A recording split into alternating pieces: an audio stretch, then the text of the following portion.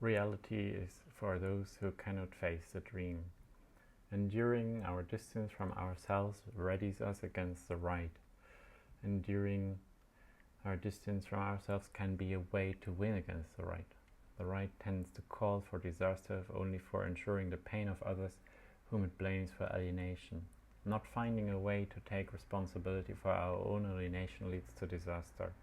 Trying to overcome alienation is how alienation leads to fascism and horror.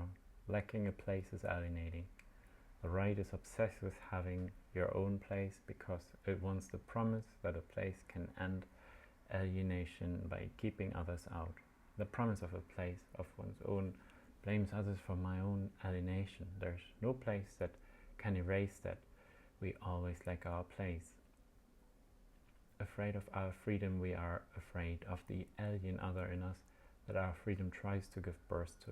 Afraid of our freedom, we are afraid of the strangely alien dream that we are always put into by our freedom.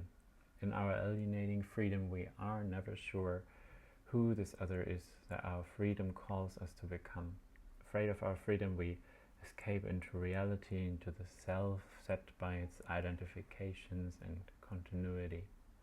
The right is afraid of the dream. What the right calls reality is a fantasy to avoid freedom. The other in us is partly that which we don't intend in our acts, that which alienates us. The other in us trying to come out into the open has a dream aspect which we try to escape.